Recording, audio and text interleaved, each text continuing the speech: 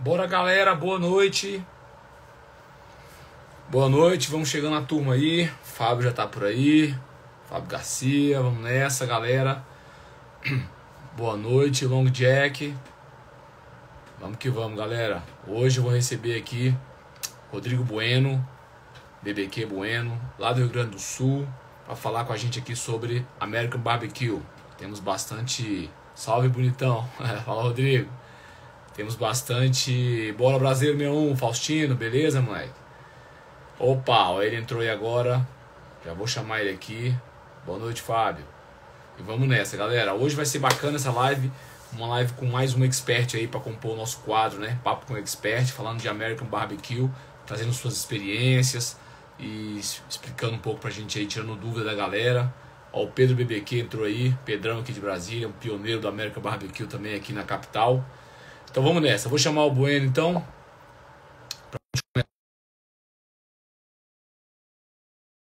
E aí, galera, tá bacana o áudio? Só dá um joinha aí se o áudio estiver legal. Tem muito o que fazer também, né?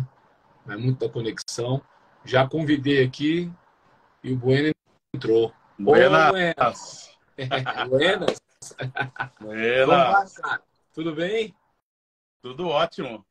Que bom, cara. Que legal. Bueno, vamos lá, né, cara? Vamos trocar uma ideia aí sobre American Barbecue, falar um pouco sobre essa sua experiência nacional e internacional aí com o tema, né?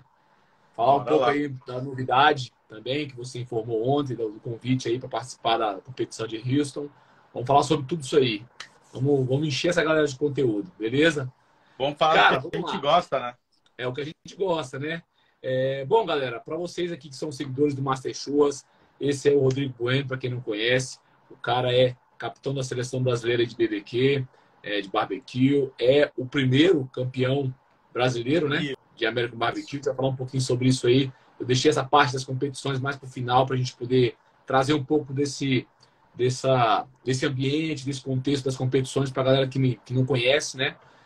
E é isso, turma. Então o Rodrigo vai estar aqui com a gente hoje, falando sobre diversos temas.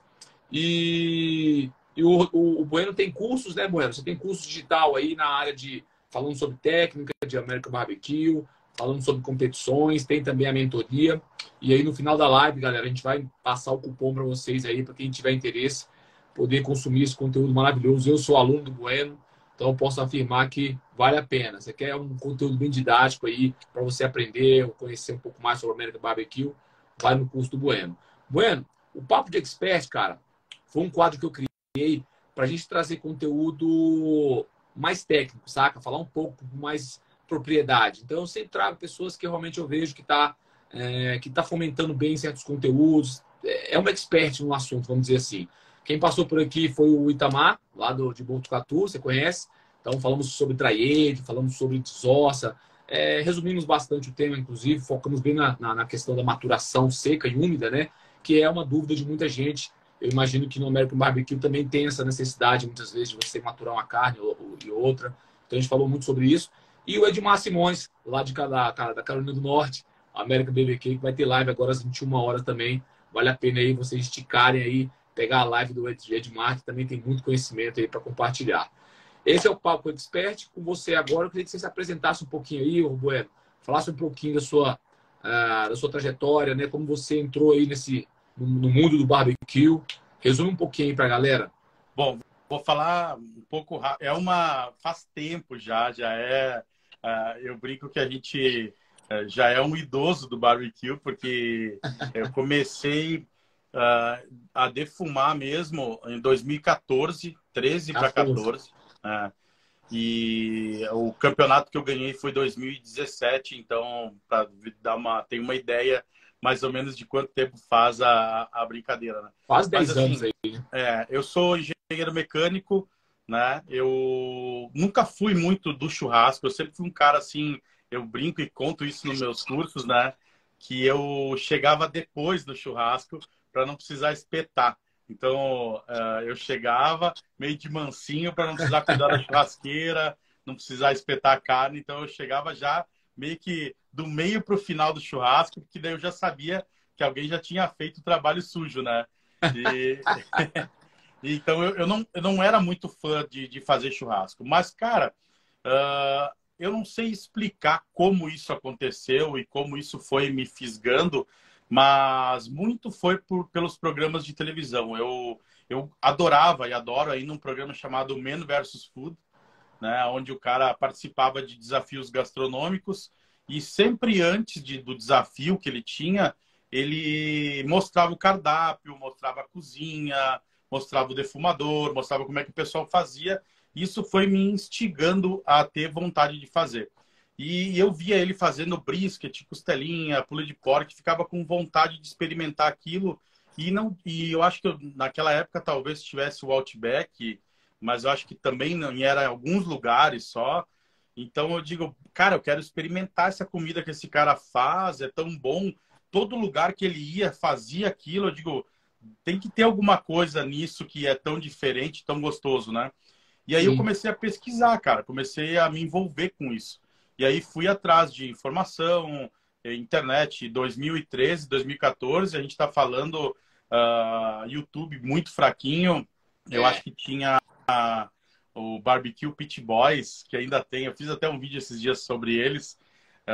É uns caras que era um sistema meio bruto, assim. Eles mostravam, mas era tudo em inglês. Sim. Não era uma coisa didática, não era ensinando. Eles estavam fazendo uma receita ali. E Então eu compartilhando isso.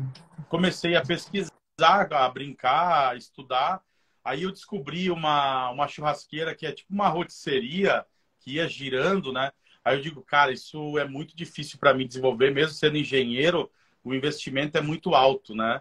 E aí eu meio que comecei a fazer testes no meu forno de casa. Eu não consigo defumar, mas eu vou tentar aquela textura, então. Comecei a testar hubs, tentar a textura, ver se eu conseguia tirar a costelinha saindo do osso, Manchando. aquela coisa toda, né? E aí, cara, acho que foi 2015, 16, apareceu aquele Pitmaster Wars, que era os caras disputando campeonatos de churrasco. E aí apareceu os pitches de tampa, na carretinha e tal. Aí que eu fui estudar e descobri que tinha outro sistema de se fazer aquilo. E aí eu fiz o meu próprio pitch. Eu fiz primeiro num latão. Então, né, como eu era engenheiro, então ficou mais fácil como eu Com sou certeza. engenheiro, né? Com Ficou mais certeza. fácil de desenvolver. Eu fui lá, desenvolvi o primeiro. Aí eu peguei um latão comum, eu fazia meio que abafo, né? Sim. Porque eu fazia o fogo de um lado, a carne do outro, colocava a lenha para dar sabor, ia controlando temperatura, e fui meio que aos trancos e barrancos testando, né? Não Aí, tinha esse formato da Firebox, da chaminha, não, não, não, né? Você não. fez tudo num cilindro só ali, no tamborzão deitado mesmo, no Exato. horizontal. Aí eu não usava metade do cilindro para poder fazer o fogo de um lado. E aí eu usava só metade dele para a carne ficar do outro. Então não tinha. Aí o que acontece? A minha produção era muito pequena. E com os amigos começaram a pedir: cara, tu não faz isso para vender? Ô, vamos fazer uma janta, tu não leva? Vamos não sei o quê. E aí começou. Cara, até uma história bem legal isso, né? Eu vou. Dia 8 de março, eu vou fazer um evento agora onde eu ensino a trabalhar com churrasco americano. E Bacana, cara. eu tenho um amigo que é o Texas American Barbecue. Ele é de Minas, Uhum. né? E ele fez uma pesquisa, isso é muito legal. Ele fez uma pesquisa para descobrir quem é que foi os primeiros a começar a embalar costelinha a vácuo para vender, esse tipo de coisa. E ele descobriu que eu sou a primeira pessoa no Brasil, ou uma das, né? Isso aí é muito difícil de saber quem é o Sim. primeiro, né? Mas Mas dá para ter uma noção, cara. eu fui um dos primeiros a postar uma foto de uma costelinha embalada a vácuo e vender essa costelinha. Que Né? massa, Eu cara. tenho no meu Instagram, ele até me mostrou lá, ele disse, cara, eu olhei todas as fotos até de todo mundo, antiga, e ele descobriu lá que eu tinha colocado, porque ele faz isso hoje, né? Ele vende a costelinha. E é muito bacana ver o quanto tempo faz isso e como que a gente fazia, e praticamente é a mesma coisa que se faz hoje, né? Que a gente está ensinando todo mundo a fazer hoje. Então foi um pouco assim, cara, a coisa foi acontecendo, fui aí sendo convidado pelos amigos para fazer, fui me aprimorando, estudando, eu brinco que cada defumação é um aprendizado, né? Com Toda vez que certeza, com certeza. com o churrasco também é assim, De fogo de modo chão é assim. geral. É. E toda vez que a gente acende um fogo, a gente está aprendendo, né? E fui fazendo, aí eu decidi que eu precisava ampliar minha produção, porque eu comecei a ter pedidos, eu comecei a me aventurar a vender a costelinha, e aí eu tive a primeira encomenda, acho que era 8, 9 costelinhas, a segunda encomenda já foi 12, e a terceira encomenda eu estava fazendo 22 costelinhas. Só que o meu latão lá cabia Já 4. Então, tipo, produção atrás de produção, cara. Exatamente. Aí o que eu fazia? Olha só como é que é a necessidade, né? O que eu fazia? Eu colocava um andar de costelinha, aí eu botava tijolo, botava mais um andar de grelha, botava tijolo e mais um andar de grelha. E aí eu fazia 3 andares de grelha e conseguia produzir mais. Mas Cara, ficou... deu o seu jeito, né? Você deu o seu jeito ali. Não tinha... No seu latão não tinha grelhas, né? Assim, níveis de grelhas, né? Você teve que improvisar. Exatamente, fui fazendo do jeito que deu, fui fazendo como dava, né? E aí eu disse, cara, não dá mais para ser assim, eu não tenho como passar 2 dias defumando direto para entregar 22 costelas, né? É. E aí eu construí uma nova, daí sim, com Firebox, com tudo. E tu vê como as coisas meio que se conectam, né? Porque quando eu fiz isso, apareceu um curso do Daniel Lee em São Paulo. Aí eu fui para São Paulo fazer o curso e no curso o Daniel disse, eu vou organizar um campeonato de churrasco aqui em São Paulo e vou fazer uma pesquisa. Primeiro era assim, vou fazer uma pesquisa para descobrir quantas pessoas defumam no Brasil e tem equipamento. E aí, na época, cara, para tu ver como é que era. Ele fez uma pesquisa nos grupos de WhatsApp, existiam 38 equipamentos no Brasil. 38, mas assim, de alguma marca ou... Não. Pessoas em... que fizeram seus equipamentos. Entendi. Ainda não tinha marca. A única marca que existia, assim, que não dá para dizer que era uma marca que estava começando também, era o SMK do Anderson. Eu sei, SMK, é verdade. Agora... E aí, então, o Anderson fez o pitch do Lee, fez mais alguns, então era o que tinha no mercado. Depois foram surgindo outras marcas, né? Mas, assim, eram 38 equipamentos do Brasil. E, e aí ele falou, quem se interessar, eu vou mandar uma pesquisa, e aí diz que está interessado e vamos ver o que acontece. E eu me interessei, participei. Cara, eu fui o último a me inscrever no campeonato. Fiquei brigando para me inscrever. Daí ele disse assim, cara, tu tem certeza que tu consegue vir aí de Caxias do Sul até aqui para competir? Eu digo, cara, vou dar um jeito, eu levo o equipamento, dou um jeito. A minha churrasqueira não era no reboque. Sim, era cavalete, né? Eu peguei o reboque emprestado, botei em cima, amarrei, passei lona e fui para Americana. Cheguei lá, cara, tinha de tudo, né? Porque como tinha o Rancho dos Chonados, eu acho que fazia equipamento também, mas tinha de tudo. O meu equipamento era um menorzinho e tinha vários equipamentos maiores, assim. Até a brincadeira com o meu cunhado era no final, depois que terminou tudo, a gente dizia assim, cara, quando eu vi aquele... Meu cunhado disse assim, quando eu vi todos aqueles equipamentos, eu fiquei pensando, o que a gente veio fazer aqui, cara? Os caras com esses monstros aqui, nós com um negocinho ali, o que nós íamos fazer aqui? O engraçado, mano, eu penso o seguinte, até como era tudo no início, né? Era tudo novo, é óbvio que tinham equipamentos que totalmente sem dimensão alguma, né? Não tinha... tinha umas bizarrices, com certeza, né? Hoje você já começa a ter um padrão, ainda que você tenha pessoas que produzem seu próprio equipamento, que pagam para algum serralheiro a partir de certas orientações produzir seu próprio equipamento, hoje já se tem uma noção, né, cara? Com a informação que você, por exemplo, como pioneiro, compartilha entre outros perfis, outros profissionais, até mesmo as marcas que chegaram no mercado e, enfim, foram melhorando, né, esses projetos. Hoje é mais difícil você ver esse tipo de coisa, mas imagino que na ocasião sua lá, cara, tinha de tudo mesmo, né? Era meio bizarro o negócio, né? Tinha. Eu me lembro, tinha equipamentos que eram um sonho, tipo, tinha FM Parrillas, tinha um equipamento que era lindo, o pessoal tava usando lá, tinha o Tiagão da... Como é que era o nome? Agora eu não consigo me... Mas era alguma coisa ROG, agora eu não consigo me lembrar o nome. Tinha um da SMK, tinha o Luan lá do Rio de Janeiro, o Tabuada tinha um muito bonito que era feito pelo Rancho dos Chonados. Então tinha alguns equipamentos mais bem dimensionados, mas tinha cilindro cortado, tinha de tudo. Tinha o do Butcher's Truck lá do Marcinho, era todo quadradão, parecia um caveirão, assim. Então, cara, tem o que tu possa imaginar, né? Tinha lá. E tinha o meu, que é eu chamo, né, o Frankenstein, né? Porque ele foi um Frankenstein, assim. Eu comecei a fazer ele, depois eu comecei a fazer ajustes, né? Então, é bem isso que tu falou. Tu começa a fazer, aí tu bota ele em funcionamento, daí tu vê que esquenta demais de um lado, esquenta demais do outro, bota chaminé, diminui, aumenta isso, diminui aquilo. Então, ele vai ser uma mutação, né?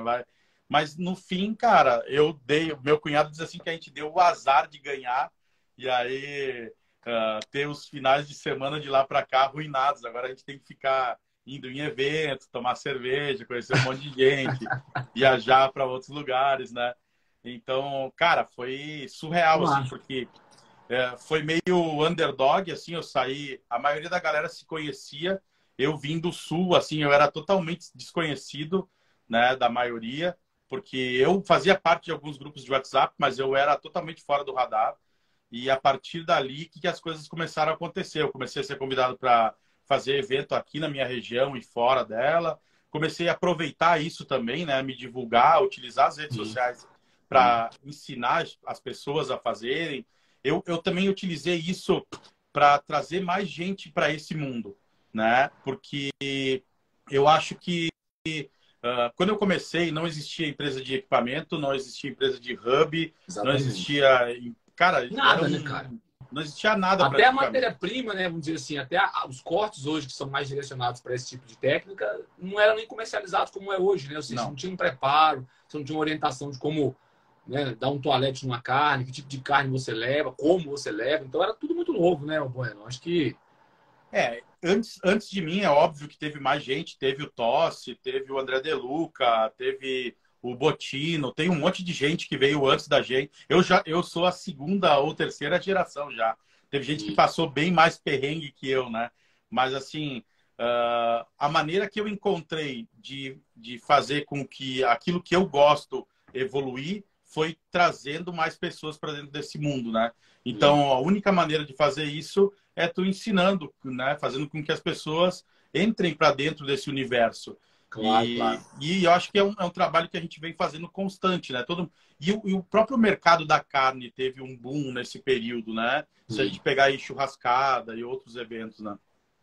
Eu acho que esse movimento todo, né? O seu movimento com outros influenciadores, os grandes festivais, né? A partir da churrascada, eu acho que é um ciclo, né? Uma coisa leva a outra. A gente tem hoje já há bastante tempo um investimento em genética, em pecuária de corte, onde você tem aí uma melhora significativa no produto, né? Que é a carne.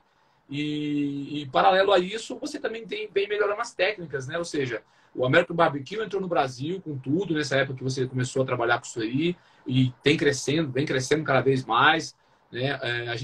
Eu que estou mais ligado para o fogo de chão, para a parrilha, que é o meu dia a dia, meu cotidiano. Eu percebo também, estou desde 2016 trabalhando, fazendo curso com profissionais do mercado, com referências do mercado. Percebi que essas técnicas também elas evoluíram, né?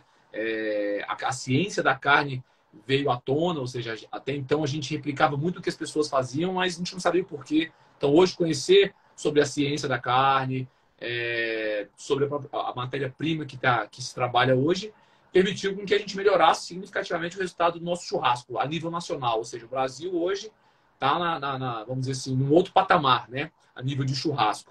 Agora, uma coisa curiosa, Bueno, que você também faz parte desse grupo, assim como eu, muitos profissionais vieram para esse mercado, né? E estão crescendo cada vez mais, ditando, de certa forma, o curso das coisas, e não vieram da cozinha, né? Ou seja, como é que é isso, cara? Você é um engenheiro, eu sou um administrador, a gente tem vários profissionais hoje que estão no nosso meio, que também não têm uma formação na gastronomia.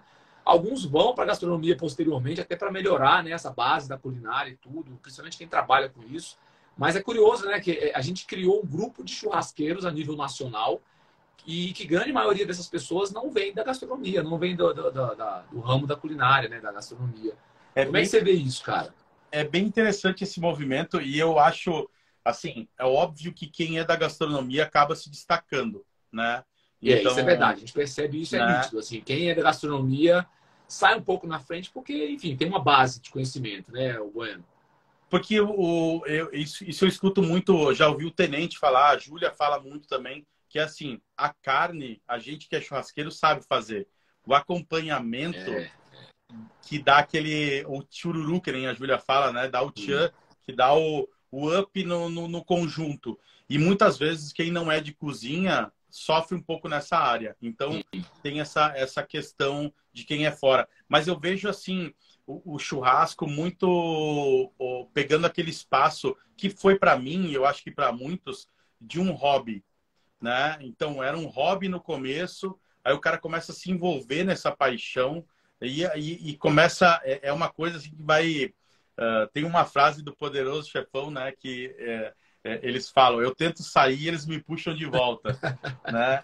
É E tipo é um isso. pouco isso, assim, a gente é uma coisa que é tão envolvente que a gente vai meio que, não vou dizer trocando de profissão, Sim, mas a gente não consegue mais sair daquilo, porque é um estilo de vida, uma maneira de funcionar que é assim, dá muito trabalho, dá, mas assim, num sábado de tarde, tu tá ali no fogo de chão, na parrilha, é uma coisa que traz a gente que faz defumação, ficar madrugada ali, conversando, trocando ideia, esperando, acompanhando a carne, isso tudo, por mais cansativo que seja, ele traz um êxtase, uma sensação tão boa que isso é muito difícil de largar depois, é né? verdade. Acaba virando uma terapia, que eu digo, né, para a maioria das pessoas.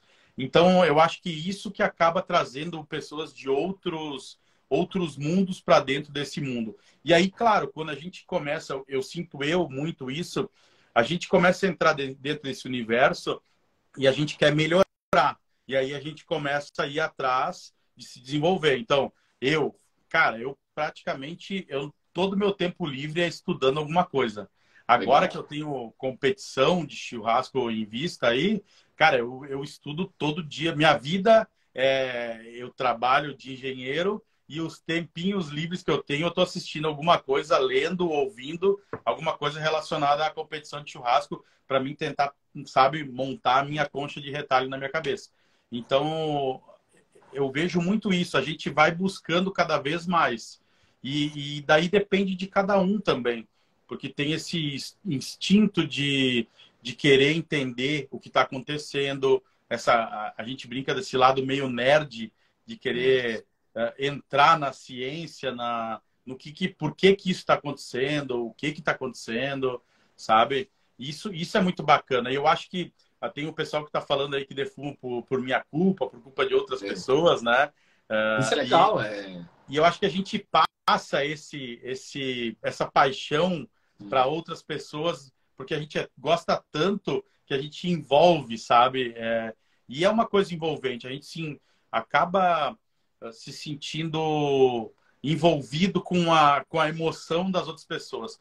Provavelmente eu também fui envolvido com a emoção Com certeza, com do cara certeza, que fazia lá o Man vs Food com e depois certeza. outras coisas, né? Com certeza, Bueno, eu também passei por isso. A gente vai buscando mais conhecimento, a gente quer melhorar nossos resultados e aí realmente a gente começa a perceber que a gente está entrando de cabeça na coisa, né?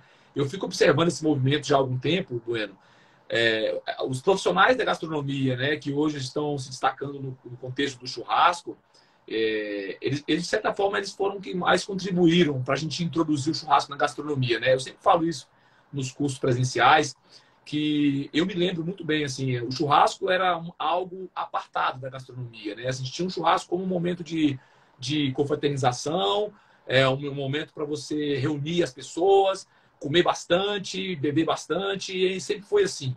De um tempo para cá, a gente percebe que tem um glamour no churrasco agora, né? Ou seja, essa coisa de você elaborar um acompanhamento que harmoniza com determinada proteína. Eu acho que tudo isso é graças ao profissional da gastronomia, que antes ele estava lá dentro da cozinha, focado naquele ambiente, né? E também tinha um churrasco na vida dele como algo aleatório, assim, era confraternização e ponto, né? A gente não tinha, por exemplo, muitos lugares, falando a nível de Brasil, que tinha esse churrasco mais elaborado, com um acompanhamento mais elaborado. Cara, a churrascaria de espeto corrido, você ia lá, tinha aquele buffet lá de acompanhamento padrão em todo lugar, e era com carne atrás de carne, e era quantidade. Então, esse movimento todo gerou, proporcionou com que a gente tem hoje uma carne de qualidade, ou seja, técnicas, né, mais aprimoradas que permitem que a gente faça algo melhor, tire o melhor proveito dessa proteína, dessa matéria-prima, e agregado a isso, essa proposta, né, de levar o churrasco para a gastronomia, onde o chefe vem e, cara, e traz suas receitas, traz seu conhecimento. Eu, que não sou da gastronomia, replico, até copio muitas vezes, por que não, né? Eu pago um curso, por exemplo, como eu já fiz vários aí. Você faz um curso com o Rômulo Morente, por exemplo, que é um cara que está muito na minha área. O cara é um chefe de cozinha magnífico, assim, tem uma criatividade enorme.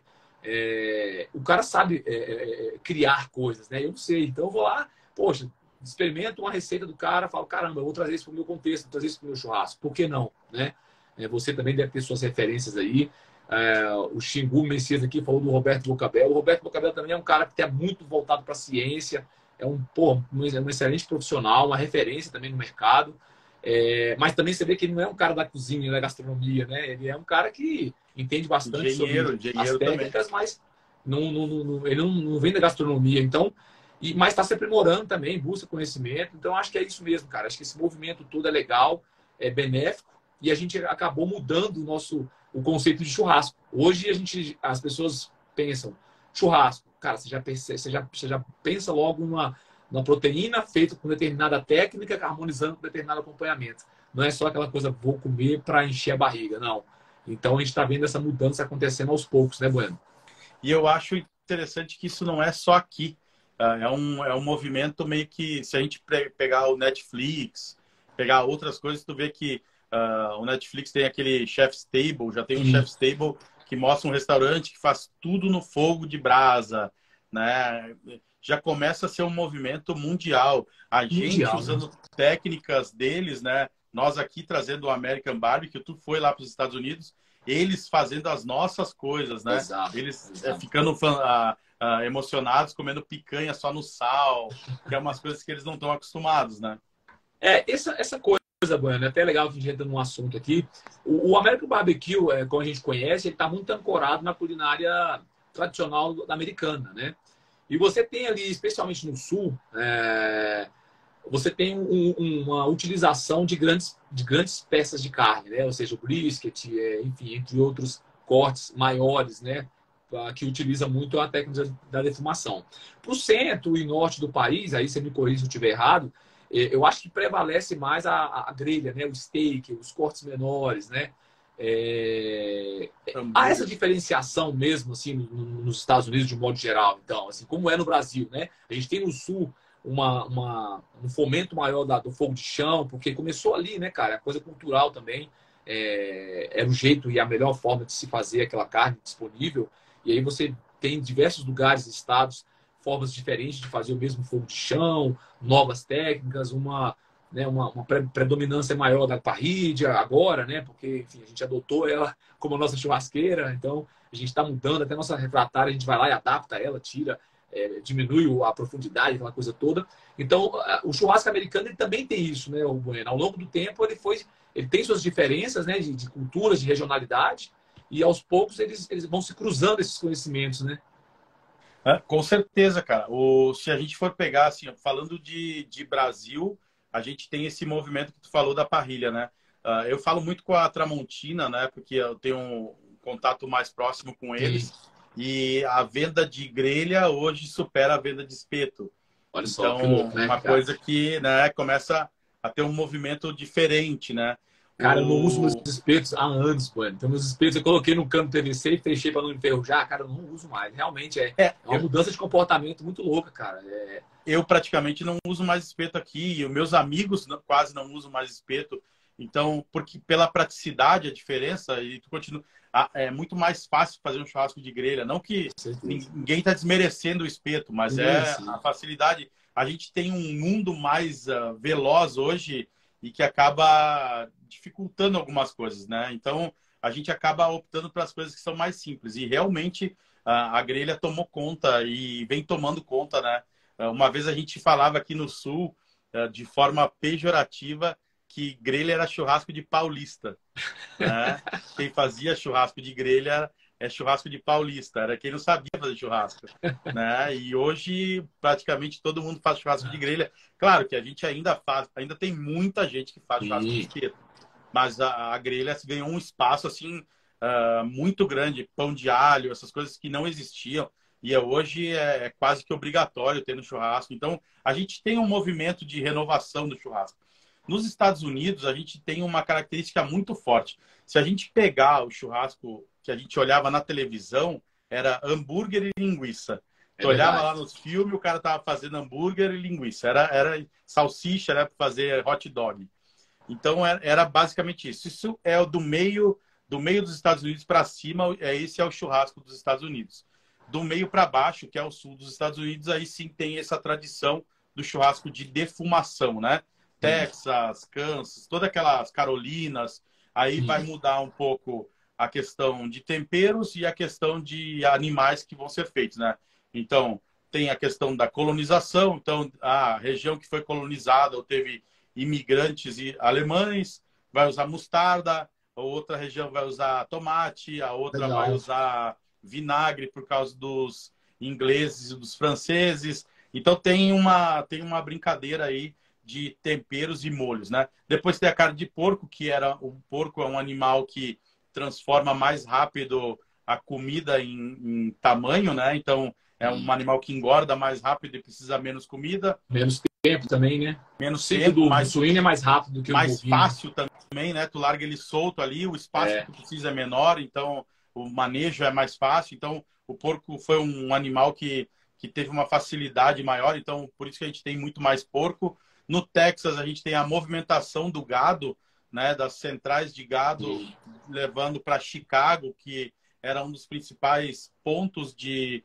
abate de gado. Ah, Depois, no Texas mesmo, foi criado alguns pontos de abate. Se eu não me engano, Dallas, ali tem a Swift e outros lugares que eles criaram e aí, tipo, não precisou mais levar o gado até lá. Então, sim. é como se fosse o boiadeiro do Brasil, o gaúcho do Rio Grande do Sul, Sim. é o cowboy dos Estados Unidos. Ele levava o gado até algum lugar para que ele fosse abatido, né? Então, por isso que tem essa tradição da carne bovina no Texas ali. O Texas fazia parte do México, né? Então, depois ele foi agregado aos Estados Unidos. E aí, então, tem essa questão do apimentado, da barbacoa, que é o churrasco feito enterrado na pedra. Então, tem algumas características assim. Então, tem essas divisões. Depois, cara, uma coisa interessante, assim, esse tipo de churrasco, a gente tem essa impressão que todo mundo faz defumação nos Estados Unidos. O churrasco de defumação ganhou muito espaço nos Estados Unidos depois das competições. Nós estamos falando de 2009, daqueles programas de televisão lá, o Sim. Pitmasters, essas coisas começou em Sim. 2009. De 2009 para cá, houve um novo boom do churrasco. Aí vem o Franklin, vem toda essa turma trazendo uma renovação do churrasco, porque os joints, os locais de churrasco nos Estados Unidos, se tu pegar os vídeos que eu faço no YouTube lá, algumas visitas, algumas coisas, é uns botequinhos, cara, detonado, umas Que casinhas de louco. madeira, porque é uma comida de pobre mesmo, assim, é um negócio, assim, bem simples para gente que tem pouco dinheiro, é um pão com um pouquinho de porco e outro pãozinho e isso aí, sabe? Então, ele vem ganhando um ar mais contemporâneo de 2009 para cá. E tem um tipo de churrasco um pouquinho diferente, que é na região ali da Califórnia, que eles fazem um Santa Maria, churrasco Santa Maria, que aí é um churrasco muito parecido com o nosso churrasco argentino de grelha de gira, sobe, desce, Ah, feito no legal. fogo. Aí eles fazem lá muito a maminha, é um corte muito famoso lá, que é esse churrasco mais de grelha. Então, essas são as brincadeiras que acontecem ali dentro dos Estados Unidos. E hoje a gente, depois de 2009, começou a ter... Hoje tem Smokehouse em Nova York, tem Smokehouse em Poxa, praticamente legal. todos os lugares, né? Ou seja, rolou um movimento também lá, né, cara, Sim. de compartilhamento ali de culturas, né? Pô, interessante, não sabia disso. Para mim era mais antigo até essa coisa do churrasco defumado lá. Eu digo No assim, sul é ir bem para outras antigo. regiões, né? Por exemplo, quando eu estive no Texas, eu fui naquele Salt Lake, né? E Sim. lá é uma espécie de uma grelha, né, cara? Tipo uma cisterna, assim, meio com uma abertura na lateral onde ele coloca o carvão, é redonda, e tem uma cabaninha em cima que eles penduram as salsichas e tal, e é tipo uma grelha com lenha, né? Mas acho que ali já coloca uma lenha já meio que queimada, já Mas em ali, brasa, sei lá, não é ali tem um lenha. segredinho, ali tem um segredinho. Não sei se eles te contaram quando tu foi lá ou não, mas o que que acontece ali? As linguiças são defumadas ali. Sim. Os briskets e as costelinhas são feitas num defumador fora e finalizados ali. Então, Legal. eles defumam ele até ele amolecer, vamos dizer assim, Sim, e sim. depois eles criam uma crostinha ali de molho. Eles ficam passando molho, passando molho, passando molho, passando... Aí, por isso que ele, se tu olhar, o brisket deles tem uma crostinha Tem, mais verdade. sequinha, né? É. Então, eles fazem esse processo combinado. Algumas peças eles até deixam ali, mas a maioria é defumada num armário e depois vai para lá. Tá? Ou seja, falando em defumação, você vai sempre ter essa condição onde a proteína é submetida a um fluxo direto de fumaça, né, o Bueno? Tu até pode fazer como a barbacoa, como é que nasceu, né? O barbecue, que Sim. lá nos índios taínos, aquela coisa toda. Aham. Tu colocava, é mais ou menos o fogo de chão. É um fogo indireto, né? O fogo de chão nunca é muito direto. Mesmo Sim. que eu faça na grelha, eu coloco mais alto, né? E Isso. aquela fumacinha fica pegando ali. Tem que ter esse contato. Tanto é que na costela fogo de chão, dependendo da incidência do vento e da lenha que tu tá usando, tu tem Isso. smoke ring, tu tem tudo, né? Exato. Verdade. Verdade. A defumação ela pode ser feita dessa maneira também. Ela pode ser feita na churrasqueira de casa, sem um defumador. Quando tu enclausura a carne ali fechada, tu, vamos dizer assim, tu otimiza o processo. Mas Sim. antigamente, lá, os escravos americanos, eles faziam uma vala, um buraco, colocavam o carvão e depois eles colocavam o porco em cima de madeiras, assim. Então o porco pegava a defumação da brasa ali. Entendi. Era um ambiente aberto, sabe? Não era fechado. Então é a incidência dessa fumaça ali. Legal. A intensidade é menor, mas tem ali Isso, um é um fluxo de fogo fumaça mais alto. acontecendo. É um fogo Entendi. mais alto, 12, 15 segundos de mão lá. Legal. Não sei como é que tu ensina no fogo de Cara, chão, mas é mais ou menos aquilo. eu falo, cara, para mim é referência, né? Não é regra. Quando você fala que você. Até porque a minha textura da minha mão é diferente Sim, de outra, sim, né? Então você tem sim, que sim. perceber. É muito referência. Não tem como você falar que é 5, 10 segundos, mas tem, claro, que um tempo médio ali de suporte, né? E assim, eu já fiz teste assim, cara. Eu falo isso porque lá atrás, quando eu estava fazendo testes entre tempos de cocção de costela, eu foquei muito no fogo de chão, principalmente na costela bovina, né? Então, entender a anatomia da peça, como você entende bem do brisket, entender que tipo de tecido tem nessa peça para você, né? Como esse tecido se comporta diante do calor, são coisas que faz a gente ter mais certeza, né? De como buscar o melhor resultado. E nessa coisa da mão, cara, eu comprei aquela pistola de infravermelho. Então, assim, eu fiz questão de ver, óbvio, a condição do vento e tudo, mas de ver ali a quantidade de tempo que eu suportava e, pô, aplicar ali o infravermelho na superfície da carne e ver mais ou menos que temperatura está chegando. Então, é referência, cara. Não tem como você falar que isso é uma regra, né? Mas eu Mas uso sim, olha, cara, tempo de sobre mão. isso, deixa eu só fazer um adendo. Aqui no sul, tem uma cidade chamada Lagoa Vermelha, que eles fazem uns churrascos característicos e eles têm algumas equipes que fazem churrascos especiais. Então, a gente que faz costela a fogo de chão para 2.000 pessoas, chega um caminhão, monta o esquema, faz as trilhas de fogo e tal. Esses caras, mesmo sendo, vamos dizer assim, mais brutos possíveis e tem o Nutella e o raiz, né? Sim. Mais raiz que existe, os caras usam esse laser aí para saber se o fogo na temperatura que tem que estar. Chega uma hora, e dependendo da quantidade de carne que tem que fazer, tu precisa ter um controle, né? No American Barbecue, a gente usa muito termômetro, né? Eu dou aula num curso de gastronomia, né? Na Chef Gourmet, eu dou aula de chefe churrasqueiro. E eu uso o termômetro. E o pessoal fica, bah, mas se eu usar termômetro, vão me chamar de tudo que é coisa. Ainda eu digo, rola isso, cara. Usa escondido, mas assim, ó, a certo ponto Acabou. Que eles vão gostar. Deu? Exatamente. Depois você conta, né? Se tiver oportunidade, você conta, né? Mas isso é verdade, cara. Acho que o uso da ferramenta, e eu acho que o próprio equipamento, o Bueno, de um modo geral, né? Os utensílios que tem hoje no mercado de churrasco, nada mais é do que opções de você melhorar teu resultado, cara. Então, assim, a gente tem que parar dessa bobagem, porque, por exemplo, o Barcelos, uma vez lá no Meat Camp, ele falou uma coisa que me marcou. Ele falou, se as casas de carne hoje, as steakhouse hoje, dessem um termômetro para o parreideiro, para o churrasqueiro, o índice de carne que volta para a cozinha seria bem menor. Ou seja, não tem erro, cara. E eu adotei isso, né? Aqui no Deguste Churrasco, que é meu bistrô de churrasco aqui em Brasília, eu tenho lá uma tabela de ponto que eu deixo lá fixada na frente ali do caixa. Então o cara fala, eu gosto de...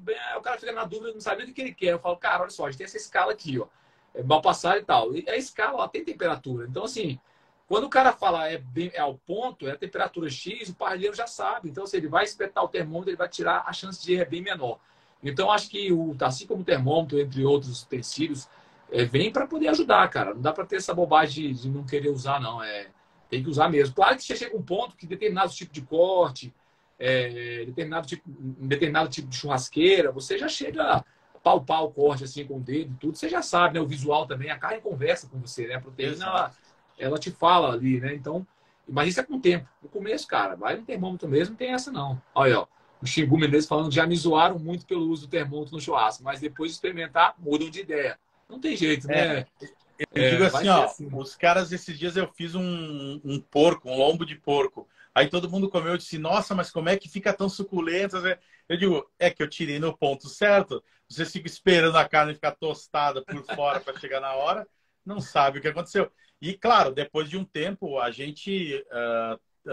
a experiência do parrigeiro, do assador, do pitmaster ali, a gente já sabe. Eu pego uma costelinha, pego na mão, eu já sei se ela tá pronta. Tu bota um dedo no brisket, tu já sabe. Exatamente. Tu pega um palito, tu sabe se ele tá pronto. Exatamente. Não precisa mais de termômetro.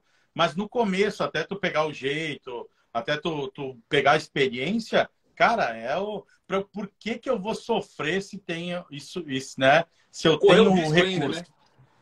E correr risco, porque se você tira a carne antes do ponto, beleza, você volta ela e se passa, já era, né? Você já perdeu, não tem como. Eu me aventurei a fazer uns bois inteiros aí, né? Nos festivais aqui e, cara, você imagina eu fazer um boi inteiro sem um termômetro na mão, cara? Não, impossível. Um volume de carne gigante, assim, zonas de calor diferentes. Fino e um pedaço largo, tem que ter, cara. Aí o utensílio ele faz muita diferença. Agora, Bueno, olha só. É correto dizer, cara, porque a gente ouve muito isso no contexto, né, do American Barbecue. É correto dizer que a defumação ela é mais indicada para você melhorar os resultados no churrasco quando se usa carne de qualidade duvidosa, cara? Porque, por exemplo, no fogo de chão as pessoas falam isso. Quando a carne é dura, põe no fogo de chão, né? A costela é dura, põe no fogo de chão. Pega o pernil lá e tal, põe no fogo de chão. Fogo de chão, longo tempo de temperatura, de cocção, vai melhorar. Eu acho que pode até ser que realmente a técnica seja mais adequada para esse tipo de proteína, mas uma proteína de qualidade ela vai ter um resultado muito superior, né? Então, assim, o que você acha desse dilema aí, dessa galera fala isso, cara? É um dilema. Eu vou te dizer assim, ó. Eu acredito que a defumação é a chance que tu tem de transformar uma carne mais ou menos numa carne apresentável. Né? Porque de outra forma talvez tu não conseguiria. Então é exatamente o que a defumação faz. Ela vai quebrar o colágeno, deixar a carne mais macia, vai trazer um sabor novo. Então mesmo que a carne, sei lá, não seja tão boa, tu vai acrescentar um sabor, vai trazer uma técnica que vai trazer uma maciez. Mas assim, milagre a defumação não faz. Não faz, né? Óbvio que se a carne é boa, fica muito mais fácil. Eu posso fazer ela de... Se eu pegar um peito de wagyu e eu cortar em tira e grelhar ele vai ficar bom. né? Agora, pegar um Nelorão fininho e eu grelhar ele, vai virar um chiclete. É. Então, tem tudo isso, né? Tem muito do que tu vai fazer e para o que você vai fazer, né? Mas, assim, ela ajuda bastante. Ajuda a gente a aproveitar cortes que antigamente não eram utilizados. A gente tem um exemplo aí do peito. O peito era uma carne que era menosprezada e hoje, dependendo do frigorífico que tu vai comprar, tu já não consegue mais. Tu vai comprar um cara preta aí, tu tem que entrar numa fila de espera. Então, Loucura, eu cara. acho que um aproveitamento que a gente consegue fazer de alguns cortes, isso é indiscutível, né? O próprio cupim, né, cara? Que a gente fazia Sim. antes ali no espeto casqueirado, né? Botava no alumínio ali, jogava para cima da churrasqueira, ficava horas ali. Hoje você tem um trato fino para ele aí na defumação e, cara, o resultado é sensacional, né, cara? A gente é bem superior ao que a gente via por aqui. Cara, é outra coisa. Você falou do brisket. É engraçado, porque eu aqui em Brasília, porque Brasília ela tá um pouco na rabiola aí, né? São Paulo, entre outros estados, acabam saindo despontando e Brasília vai acompanhando. A gente tem muitos bons profissionais aqui, cara. Acho que o mercado também tá crescendo, né? Para carne de qualidade, marcas surgindo e tudo. Então, todo esse contexto do churrasco em Brasília tá só melhorando. E eu pude perceber que no começo disso tudo, eu fiz um curso em 2016 de American Barbecue.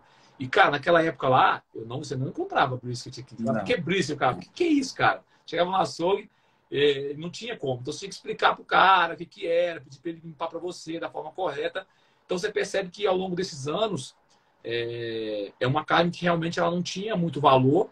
E hoje ela já tem um valor maior de preço, né, que eu digo, e uma demanda gigante, né? Assim, ao ponto de você não ter mais oferta da carne. A dona Dependendo de casa tirou o peito das compras dela. Não tem mais para ela, não. Agora é pro churrasqueiro. Dependendo do frigorífico, que é um frigorífico que tem uma qualidade maior, tu já não consegue mais. Tu tem que entrar numa fila e eles não conseguem mais ter padrão, porque sai tanto que não consegue o tamanho. Tu compra uma caixa de peito, vem dois bons, um médio, um mais ou menos, um recortado. Então, é algo que foi a gente que acabou criando isso. Foi um mercado que se criou. Porque o que era? O peito era usado para quê antes? Para fazer hambúrguer. Sim. Na minha região aqui, a gente faz eu vou usar um termo que é a carnileça, que é a carne que vai dentro da sopa, né? Ah, legal. Então, a gente botava peito dentro da sopa, dá sabor. Imagina, é a carne mais saborosa que existe, o peito. Imagina o caldo dessa sopa, como é que fica. E aí depois a gente tirava essa carne e a gente come aqui com raiz forte. Que é uma mistura chamada creme. É uma raiz forte que ela é curada no vinagre de vinho tinto. Pô, então, legal. Deve ser gostoso isso aí. Não, é bem gostoso. E a gente come isso com carne. Então, para tu ter uma ideia, era isso que é feito aqui. Imagina as possibilidades que se criou. Hoje tem bolinho de brisket, hoje tem lanche, hoje tem brisket fatiado. Cara, hoje tem uma infinidade de coisas que a gente faz. Tem um aluno meu aluno e amigo, me mandou um brisket roll. O cara fez um roll de sushi com brisket no meio, pica. Eu até vou fazer, eu acho que um reels comentando a receita, porque eu achei muito bacana a ideia do cara, assim, dessa fusão de culinária. Curioso. Pô, fui curioso para ver. Vou postar lá e vou dar uma olhada. Fiquei curioso agora. Ô, Bueno, a gente acabou com esse movimento todo criando o nosso estilo de barbecue, né, cara? Que a gente tem ouvido muita gente falar que é o Brazilian Barbecue, né? Eu tô aqui com o livro do Caribé, cara, que livrão, que retrata muito bem isso, né? Ou seja, a nossa história, né, do Muquem aqui ao Pit Smoker, a nossa história com a defumação. A gente tem história, né, cara? Legal, porque a gente olhou tanto para os Estados Unidos e sempre foi a referência, a gente trouxe de lá muito conhecimento, ainda traz, mas a gente tem aqui histórias que estão sendo resgatadas aqui. Esse livro é bem bacana, né? Mas no seu ponto de vista, Bueno, falando do Brazilian Barbecue, né? Qual a sua opinião, assim, qual é o nosso ponto forte para a gente criar essa cultura do barbecue no Brasil, né? Usar a defumação como uma técnica, difundir essa técnica mais, né? Como é a parrilha, né? Como é a grelha, como é o assado de fogo de chão. Na sua opinião, qual é o nosso ponto forte, cara? Assim, até em comparativo com o americano, assim, o que a gente tem aqui que pode realmente consolidar o Brazilian BBQ, cara? Cara, eu acho que a gente tem uma liberdade que o americano talvez não tenha. Porque ele está muito preso às origens e às tradições. Legal. E a gente está trazendo algo que eu sempre dou esse exemplo na mentoria que eu dou comercial. Imagina o sushi quando vem para o Brasil. Sim. Né? O sushi do japonês é todo um cuidado diferente. Cara, o brasileiro meteu sushi de brigadeiro, sushi de goiabada, sushi de não sei o quê. Aí tem temaki de feijão, tem... Cara, o brasileiro, ele tem uma coisa que ninguém tem, que é a criatividade. E eu acho que a gente tem isso, a gente tem essa liberdade de misturar o nosso churrasco tradicional, os nossos temperos, o nosso jeito brasileiro. Nossa criatividade, né? Como Deus colocou aí, nossa criatividade, né, cara? A gente pode usar tudo isso e a gente tem essa... A gente parou um pouco, porque no início é meio óbvio, a gente pega a técnica e copia. Então, lá na minha época, quando eu comecei, a gente tinha muita tendência de, o dry rub copiado dos Estados Unidos, aí era virado em pimenta, ninguém comia, e aí tinha que ficar adaptando. Exatamente. Depois veio as receitas, não, o brisket tem que ser feito assim, porque o fulano disse que tem que ser feito assim, né? E a gente foi adaptando, porque assim, cara, uma coisa é eu fazer um brisket alto desse tamanho aqui, em tantas horas nos Estados Unidos, e fazer um brisket alto desse tamanho aqui no Brasil. É muito diferente, sabe? Então, a gente aprendeu isso, a gente começou a desenvolver isso.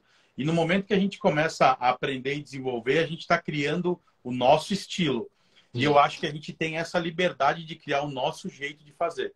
E eu acho que o nosso ponto forte é isso. A gente tem isso, a gente tem os nossos cortes, né? Que o cupim que tu falou é o nosso brisket brasileiro, né? É o nosso brisket, verdade.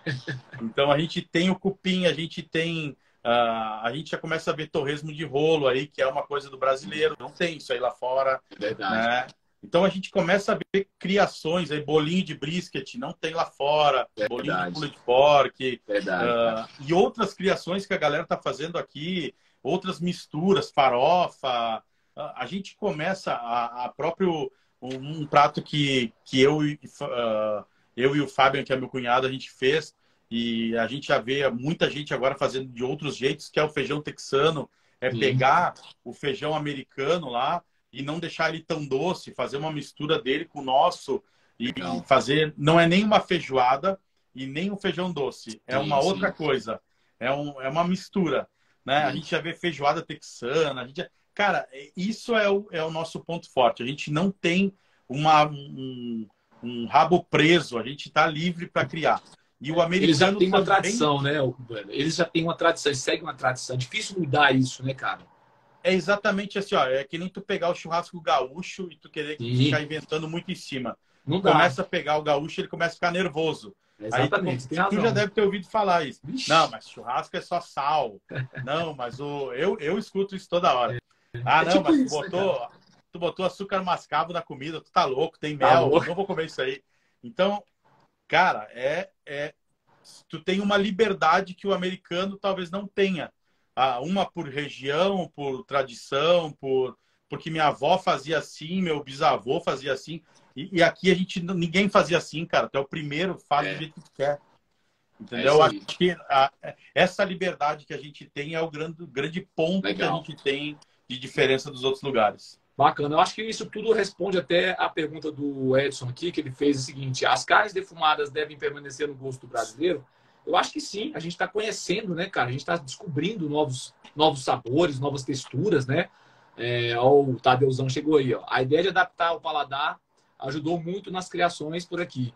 Tá aparecendo muita coisa boa. Exatamente, Tadeu. Tadeu vai estar aqui em Brasília dia 15 de março, viu, galera? Lá na Vila Boechat. Vou falar mais sobre isso aí ao longo da semana. Cursão aí para vocês, não pode perder não. Dia 11, 12 e 13 de março.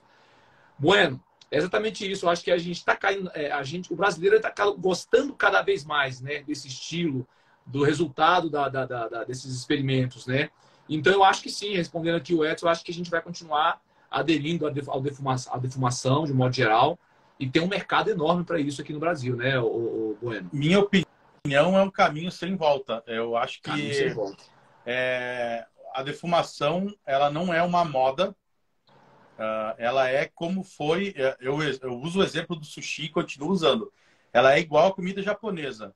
Não é mais moda, tem em todo lugar e vai ter, todo lugar vai ter defumado.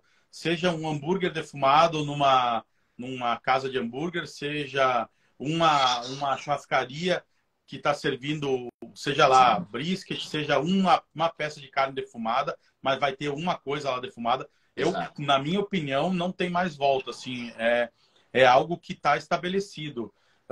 Quão grande vai ficar, quão maior vai ser, ou se vamos ter casas 100% especializadas nisso, aí ainda é cedo para a gente falar.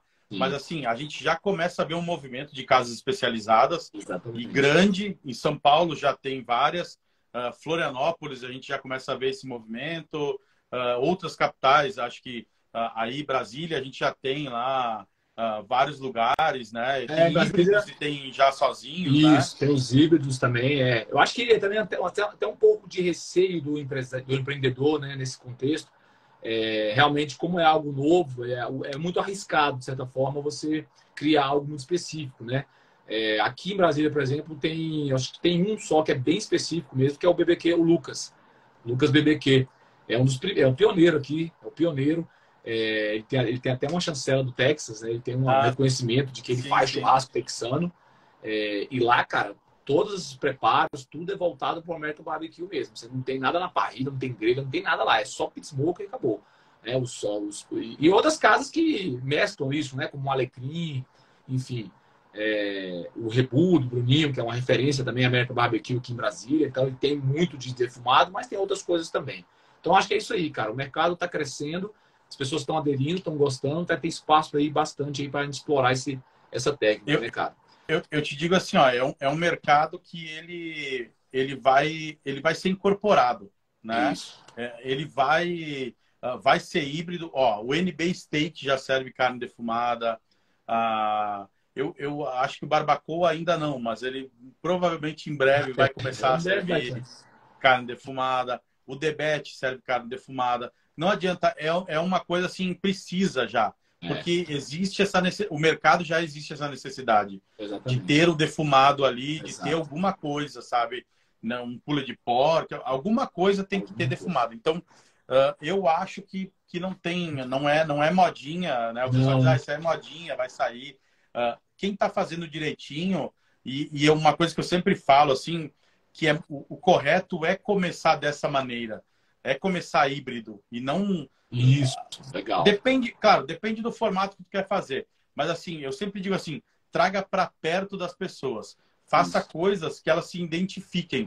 Porque não adianta eu querer sair servindo brisket se o cara não sabe nem o que é. Ó, a Diva Kill tá aqui na nossa live, ó. A Diva eu conheci ela em Houston.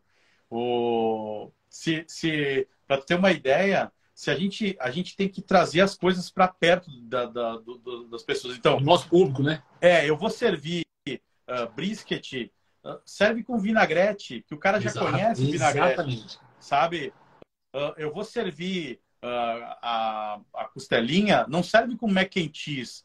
Tá, dá a opção do mac and cheese, mas dá a opção dele comer com algo brasileiro, cara. Faz uma batatinha bolinha, faz sei lá, tô aqui viajando, sabe? Mas traz para algo que se aproxime, que é muito mais legal, cara. Que daí ele se sente abraçado, ele não se sente atacado por aquilo. Eu sou obrigado a consumir esse negócio diferente aqui. Estão me enfiando goela abaixo, sabe? Exatamente. Então, tu faz essa brincadeira com ele. Eu acho que esse é o caminho para a gente evoluir o churrasco aqui. Exatamente. E aí depois vem coisas mais específicas, né? Mas acho que mesclar essas opções e trazer realmente para próximo do público, cara, acho que é um grande diferencial. Uma dica e tanto que você acabou de dar aí para a galera. Bueno, vamos falar um pouquinho sobre tua história aí nas competições, cara. Como é que começou isso aí? Como é que foi esse primeiro campeonato de barbecue? Como é que você foi escalado a capitão da seleção, cara? Se já quiser, inclusive, engatar nesse resumo aí, o seu último convite aí, cara, fique à vontade, que a gente quer saber também tudo isso aí. Bom, o primeiro foi aquele que eu falei lá, foi 2017, né? Que eu fui convidado. Na verdade, eu recebi lá o material para me inscrevi, fiquei lá batendo na porta para não me esquecerem para fora, né? Foram 10 equipes, das 38 equipamentos que tinham no Brasil na época, né? Conseguiu se juntar 10. Tinha pessoas de todo o Brasil mesmo, tinha do Paraná, tinha o Robson Borchowski do Paraná, tinha o Marcinho de São Paulo, tinha o Fat Hog, que acho que era de Ribeirão Preto, tinha as gurias do Churras Delas, tinha o Marcinho do Butcher's Truck, tinha o Léo Macedo lá de Recife, o Luan do Rio de Janeiro. Então tinha um pouco de todos os lugares, o Taboada de Santos. Então tava uma galera bem heterogênea, estava de todos os lugares. E eu ganhei o campeonato, e, cara, eu me preparei assim num nível como eu estou me preparando, como eu venho me preparando há bastante tempo. Eu estudei incansavelmente como eram as entregas, como que os americanos faziam. Eu treinei os horários, tipo, se eu tenho que acender a churrasqueira às 2 da manhã, eu treinei acender a churrasqueira às 2 da manhã. Eu tenho que entregar a caixinha 1 hora, eu vou entregar 1 hora. Se eu tenho que botar... Eu fiz todo eu simulei um campeonato, convidei 30 amigos para ir almoçar. Então era pressão ainda, os caras gritando. Tipo, eu simulei mesmo um negócio. O ambiente é esse, né? Essa pressão existe lá. Existe. E aí fica o pessoal, não, eu tô com fome, vamos lá, não sei o quê. Então, tipo, foi mesmo para gerar isso. E resolvi um monte de problemas e coisas que iriam acontecer na competição, aconteceram no treinamento. Olha, então foi bem bacana, assim, para mim funcionou muito isso. E aí fui lá, eu ganhei, eram 5 categorias, era uma categoria frango, costelinha, pulled pork, brisket e uma carne surpresa. Eu ganhei o frango, o pulled pork, a costelinha, e aí eu perdi o brisket e a carne surpresa. O resto, que era a carne surpresa? Ganhei 3 das 5, né? E aí ganhei o campeonato. Essa foi a minha primeira experiência numa competição. Depois passou um tempo, teve uma segunda competição. Eu tirei 4º lugar. Para ter uma ideia, eu tirei 4º lugar. O 4º lugar ficou 0 ponto alguma coisa do primeiro lugar. Caramba! E a minha costelinha tinham 14 equipes. E a minha costelinha, acho que tirou 12º. Se eu tivesse tirado 8º na costelinha, eu tinha tirado 1º de novo. A costelinha que te tirou do pódio. Exato. Coisas de competição, acontece, faz parte. A gente sabe que é assim que as coisas funcionam, né? É porque é desafiador, né, Bueno? Você ser bom em todos, né? Assim, você se destaca às vezes em um, até porque você faz mais aquilo, ou se identifica mais.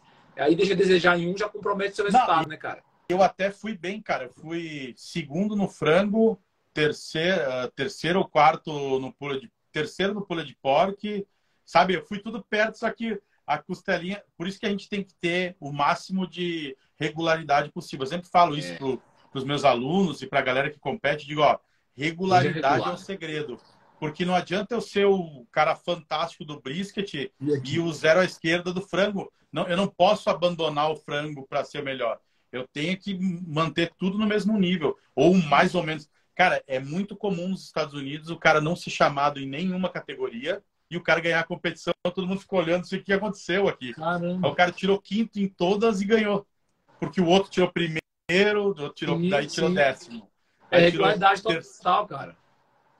Então, aí eu tirei 4º lugar nessa aí, depois no Brasil não teve mais competições que eu participei. Depois eu participei como juiz, como organizador junto com a Pitmaster. E aí depois eu fui em 2019, foi a primeira vez que uma equipe brasileira foi disputar um campeonato no exterior, né? Aí o Daniel pegou os capitães dessas 10 equipes, então a gente foi para Houston, e aí eu fui capitão dos 10 capitães. Imagina o cara ser capitão de 10 capitães. Nossa! Cara, que responsa, hein? Pensa na tarefa. Tipo um Ancelotti de gerenciar quem só gerencia. As estrelas europeias ali. Cara, foi assim, foi uma experiência incrível, assim, porque todo mundo acostumado a ser o capitão da sua equipe, aí tem que chegar lá e organizar tudo isso, cara, foi um trabalho muito louco, assim, foi assim, entre sorrisos, lágrimas, brigas e coisas aradas, conseguimos sair vivos no final, né? Mas foi muito legal a experiência, foi assim, ó, e foi incrível mesmo, foi um negócio surreal. A gente se deu no fim, assim, passando a régua, foi bem bacana, foi legal, mas foi sofrido porque lutar contra o clima, contra o equipamento era horrível, então a gente teve que aprender a lidar com o equipamento. A Desafios gente que você não tinha como simular aqui, né, Bueno? não, Vocês não, se não tem depararam com como. isso lá, cara. A gente chegou lá, só para vocês terem uma ideia, isso vai acontecer de novo esse ano. Qual é a estrutura que a gente tem lá? Um equipamento que a gente não sabe qual é até chegar lá. Isso vai acontecer de novo esse ano. Eu não sei qual. Eu perguntei hoje até para o Daniel, ele disse: só vamos saber quando chegar lá. Então eu não sei qual é o equipamento. A gente recebe 5 cadeiras e uma mesa e uma tenda. Isso é o que a gente recebe. O resto é com a gente. Caramba, que louco. Pressão Entendeu? total, hein, cara?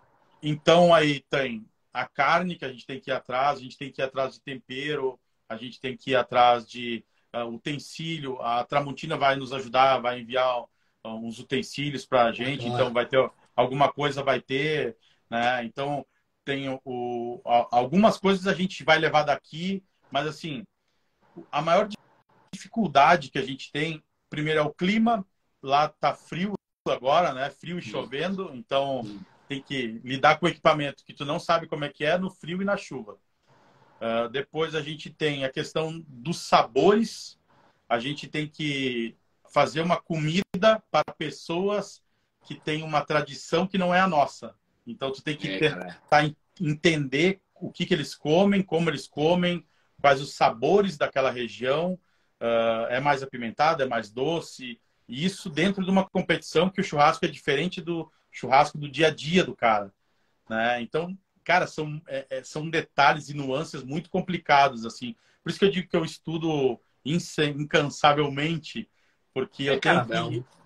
É um mundo de informação, de conhecimento, cara. Você tem que buscar muita informação, né, Bueno? Porque você pensar que você vai daqui para lá, você já tá, vamos dizer assim, atrás dos caras que já estão vivendo aquele contexto, naquela cultura, né, velho? Para o cara lá é muito mais fácil.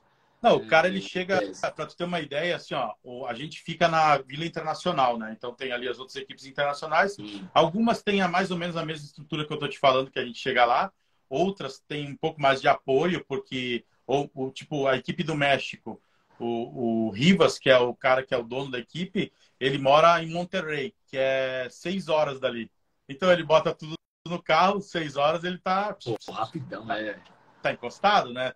Tá tranquilo. 6 horas é que nem eu ir aqui do ladinho, né? Então tá tranquilo.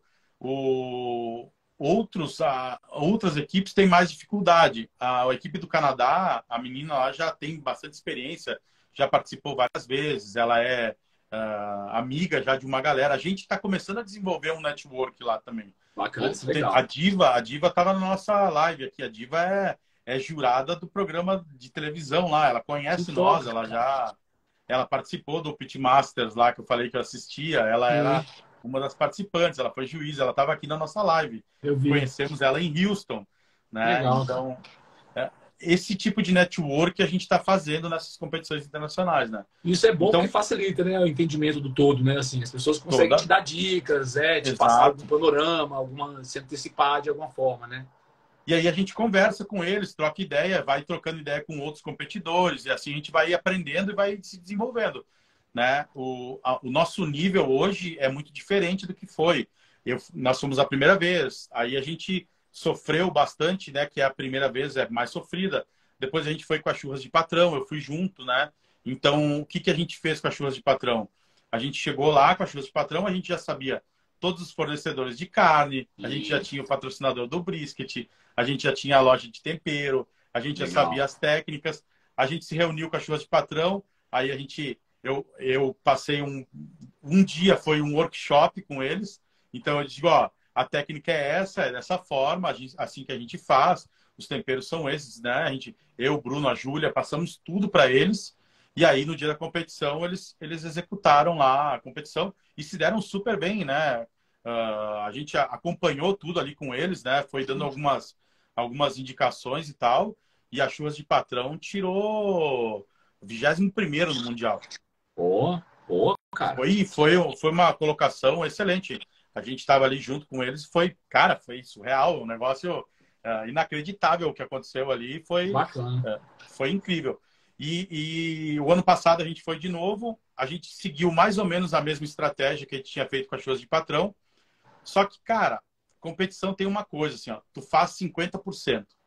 50% é depois que tu entrega a caixinha. E aí o juiz faz os outros 50%. E aí, cara, tudo pode acontecer. A gente fez muito parecido o perfil de sabor, as técnicas, né? Foram praticamente as mesmas. E a gente tirou 100º. Ainda é uma boa colocação entre 350 equipes, né? Então, esse ano aqui a gente vai com a esperança de ir muito bem, óbvio, né? Mas legal. A gente fica nesse balanço de nunca se sabe, né? E eu fui então para Houston em 2019 e fui para Austrália também em 2019, onde eu fui disputar na Midstock. Aí na Midstock muda a característica dessas competições internacionais de um país para outro? É assim, ó. A gente tem competições KCBS, que é uma regra. Houston é outra regra. Midstock é outra regra. Então, todos eles são diferentes. Então, a Houston, a gente faz meio frango. Então, tem que entregar um meio frango. A gente faz a costelinha e faz o brisket. E aí tem sobremesa e prato do chefe, que é uma escolha nossa. Midstock tem o sobrecoxa. Na verdade, é frango. Você tem que entregar 6 pedaços. Tu pode entregar asinha, coxa, peito, o que tu quiser. Tu tem o porco, que tu pode servir pula de porco ou outra coisa. Tu tem o brisket e tu tem a costelinha. Então, são outras categorias. E tem o cordeiro. Então, são outras categorias já. Né? E aí, a avaliação é diferente também. Em Houston, eles avaliam sabor, textura, aparência e cheiro. Caramba. E a Midstock avalia sabor, textura e aparência. Mas são outros sabores, texturas e aparências Exato, do que o outro, entendeu? Louco, porque a textura de Houston é mais desmanchando. A textura da Midstock é mais firme. Sabe aquela costelinha caindo do osso? Na Midstock dá ponto ruim. Em Houston é bom. Olha só, cara. Não tem jeito, tem que entender mesmo, porque senão tem que entender o que os caras esperam, né? Qual é a expectativa do juiz, porque senão, cara. Exato, cara. É muito. É assim, faz uma loucura na cabeça da gente, porque toda vez que tu vai se direcionar para uma competição, é outra maneira de cozinhar, outros temperos. Então, tu tem que pensar totalmente diferente. Outra pegada. Bacana. Na Midstock, olha só que aí tinha o Leandro que nos ajudou lá, que o Leandro Nakamura é brasileiro, mora na Austrália, nos ajudou. A gente conseguiu um equipamento emprestado lá que era fantástico. É um equipamento que é um projeto muito parecido com o projeto da Kings. Então, a gente já estava meio que adaptado, então foi tranquilo de trabalhar. A gente tirou... No frango, eu não me lembro agora, acho que foi 20º. Tinha 60 equipes, a gente foi 20º no frango. A gente foi 4º no porco, de 60. 5º no brisket, com a melhor nota de textura do campeonato. E o porco, o 5º, 3º. E acho que a costelinha puxou nós para baixo de novo. A gente ficou na costelinha, a gente foi mal, acho que foi 30º. E o cordeiro tiramos 22º, se eu não me engano. E aí a gente tinha uma brincadeira entre nós, nós e o Leandro, né? Que a gente dizia assim, podemos tirar o último, só temos que ir melhor que o Leandro. E o Leandro, ele tirou primeiro no frango, ele foi campeão da categoria frango. E ele tirou 16º. Não, ele tirou 17º. E nós tiramos 16º no geral. Nós ganhamos do Leandro. Tava a missão cumprida. Missão cumprida. Bacana, cara. Muito legal. Essa dinâmica exige muito físico, mental de vocês, né, cara? Porque ir preparado para uma competição onde você vai entrar num contexto, num ambiente que você não conhece. Enfim, é bem desafiador, mas é bem legal. Eu queria falar um pouquinho, Bueno, já está com 1h15 aqui, eu queria falar um pouquinho sobre os cursos, cara. Ou seja, você tem um curso hoje digital, que é o American Barbecue 2.0, que é um curso voltado para a galera que quer aprender, quer melhorar suas técnicas de defumação, né?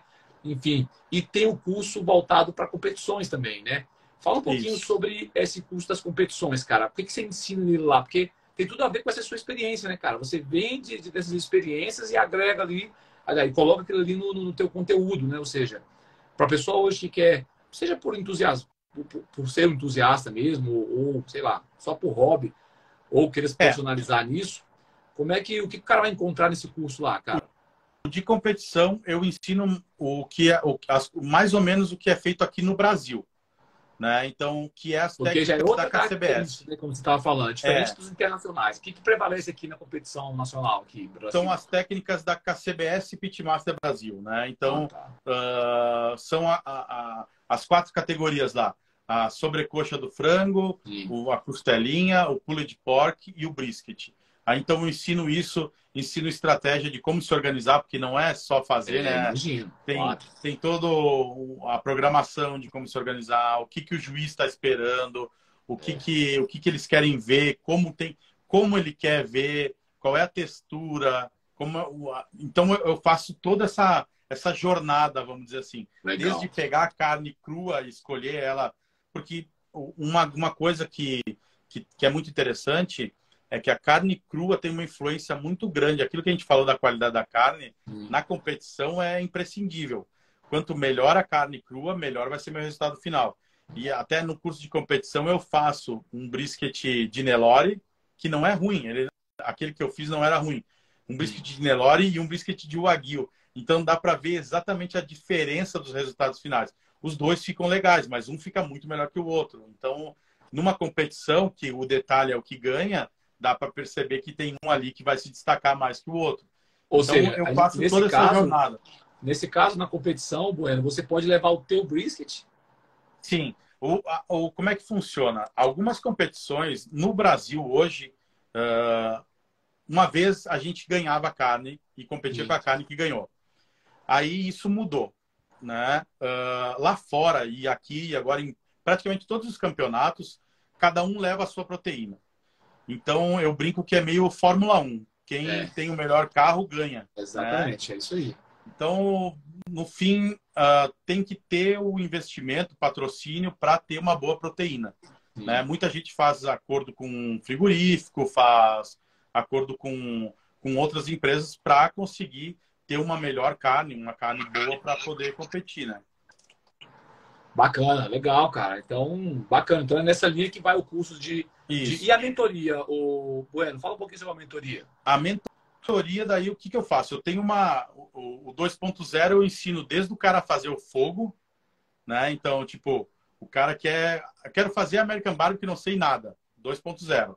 Então, eu vou fazer o fogo, vou aprender a controlar a temperatura, vou entender como é que funcionam os equipamentos, vou Sim. entender a técnica de dry rub, de lenha, tudo, do zero. Então, esse é o 2.0. E a mentoria é o seguinte, se eu quero trabalhar com churrasco americano, né? Como é que eu faço para armazenar? Como é que eu faço para regenerar? Como é que eu otimizo para trabalhar com churrasco? Eu preciso cozinhar todo dia? Eu posso cozinhar uma vez por semana? Eu tenho que ter ali, cortar Bacana. na frente do cliente. Então, eu ensino essas técnicas. A gente fala sobre como divulgar o negócio, Bacana. qual o modelo de negócio que eu posso trabalhar, né? Então, eu passo toda essa questão comercial, para o cara trabalhar com churrasco. Porque não é só a Então, técnica, né, Bueno? A gente percebe que tem um arcabouço de conhecimento necessário ali não, tem para bastante você coisa. emplacar um negócio, né, cara? Empreender no meio, a própria divulgação do seu trabalho, que tipo de preparo você vai fazer, né? Que produto você vai elaborar ali. Então, A tem gente um estudo fala, de mercado ali, né? De público, ou seja, tem muita coisa que permeia o negócio que vai além da técnica, né, cara? Isso você fala no seu curso. sim, a gente fala até de foto, como tirar uma melhor foto, programas de edição de imagem, Legal, legal. como divulgar o negócio, É, fazer mercado pago, aquelas coisas de. A gente não ensina a fazer publicações pagas mas a gente incentiva a fazer links patrocinados, esse tipo de coisa. Então, até disso a gente fala um pouco para ajudar o cara a divulgar o negócio dele. Então, é toda uma jornada do cara que está em casa. Então, eu posso tanto montar um negócio que eu digo, montar um ponto fixo, né? Então, eu vou aprender desde como usar as técnicas para armazenar e ter um ponto fixo, como eu posso ter um negócio em casa como eu tinha lá, que eu fazia minhas costelinhas embaladas a vácuo e vendia para meus amigos. Então, a gente passeia por isso aí. Aí, dia 8 de março, eu vou fazer um evento, né? Uma live, onde eu vou falar sobre isso, sobre esse curso. A turma vai abrir depois desse momento, né? Porque essa turma aí, a mentoria são aulas ao vivo, um dia da semana comigo. Então, eu dou a aula e a gente já vai tirando dúvida na hora, já vai batendo papo. Bacana. E depois que termina o ciclo de aulas, a gente tem lives com especialistas. Então, eu convido o Tadeu do canal Rango para falar de hambúrguer, eu convido a Júlia para falar de acompanhamento, eu convido donos de restaurante para contar como é que ele faz a operação dele. Então, eu trago pessoas do mercado para ajudar quem está começando. Cara, isso é muito rico, cara. Isso aí coloca a pessoa em outro patamar. Isso é legal. Sim. Parabéns aí pelo conteúdo. Galera, publiquei aqui o cupom para quem ficou até agora, para um desconto aí nos cursos do Bueno. Bueno 10 é o nosso cupom. E você vai lá no perfil do Bueno depois da nossa live, fuça lá que tem lá os links, tudinho dos cursos. Eu indico, porque eu já fiz presencial, digital, e o cara é fera mesmo. Gostei muito de todos os cursos. O último que eu fiz seu foi lá em Sorocaba, que foi até de competição, junto com o Tiagão. Foi bem legal, um curso muito bacana, cara. Não lembro qual foram as colocações da minha equipe, não, mas a gente ficou bem aí no frango.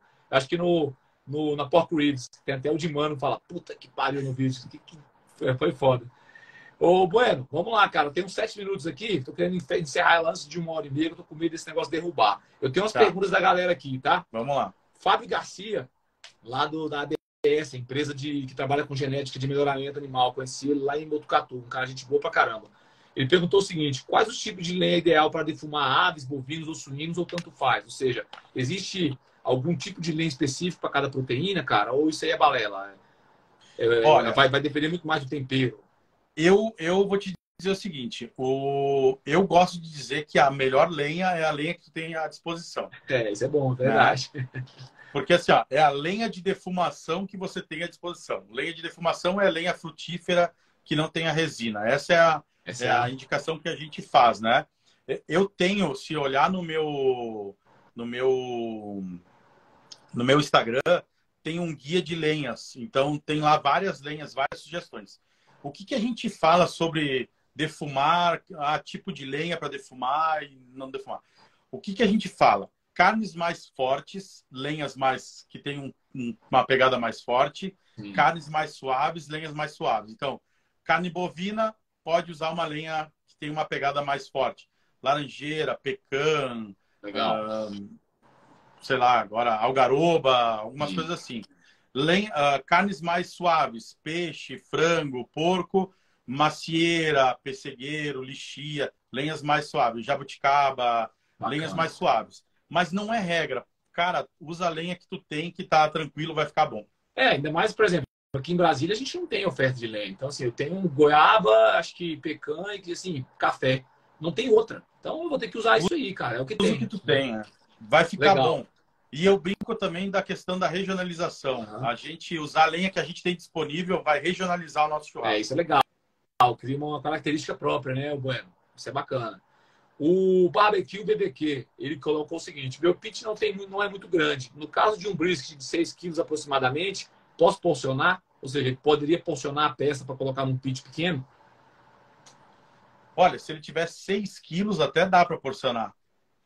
A única coisa é a maneira que ele vai porcionar. Isso aí promete, né, cara? O ideal é ele cortar, que ele continue com o point e o flat juntos. Não cortar flat de um lado e point do outro. Não separar esses dois músculos.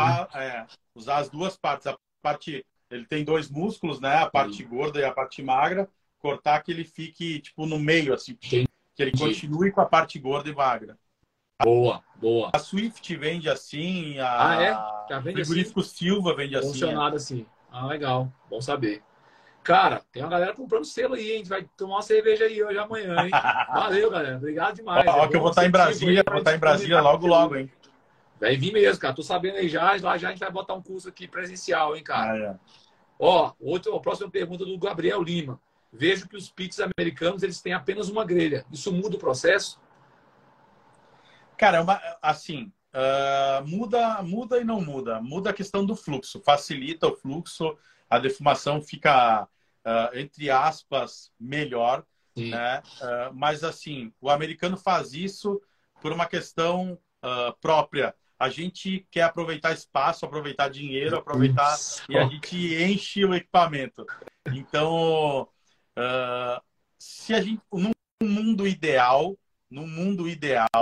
se a gente não tivesse um monte de grelha, seria melhor.